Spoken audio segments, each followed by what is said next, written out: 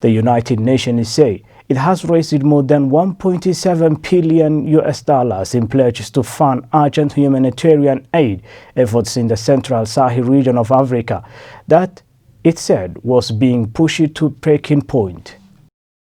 At a virtual conference, the UN aid chief Mark Lowcock described the Sahel as a preventable human tragedy where 13 million people were at risk and 7 million were in a state of acute hunger. Some 22 countries scaled up aid to the sub-Saharan belt spanning Burkina Faso, Mali and Niger. The UN Secretary-General Antonio Guterres said security in the Sahel had sharply deteriorated, violence was on the rise, and internal displacement had increased 20-fold in less than 2 years. The Central Sahel region is at a breaking point. That's what the Secretary-General said in a pre-recorded video message prepared for today's high-level pledging event for the humanitarian crisis in that region.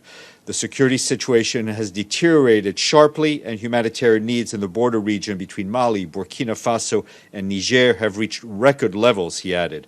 COVID-19 is making it all worse. The Secretary-General said that the appeal for an immediate global ceasefire is crucial for the people of Central Sahel. The downward spiral needs to be reversed with a renewed push for peace and reconciliation. He also called for more humanitarian assistance, for space to reach people in need, and for more investments in development. With better funding, we can do much more, he said, as he urged member states for strong support. And the Emergency Relief Coordinator, Mark Lowcock, also participated in the meeting and sounded the alarm, saying that nowhere in the world worries him as much as Sahel in the medium term.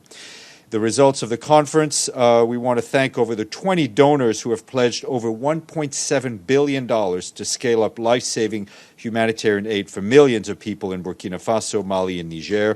This includes $985 million for this year and $704 million for 2021 and beyond.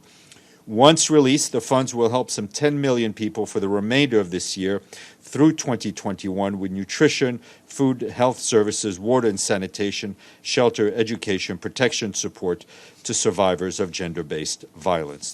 The donation fell short of the $2.4 billion the UN was asking for overall for aid efforts until 2021. Mark Lowcock of OCHA pointed to conflict arising from people having to compete for already strained resources and the combination of low development, high poverty, accelerating climate change and rapid population growth. His comments come as the UN hopes to raise $1 billion with a virtual donor conference hosted with Denmark, Germany and the EU.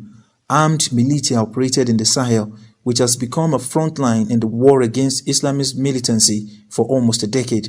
He said that people being forced from their homes is a symptom of these underlying problems.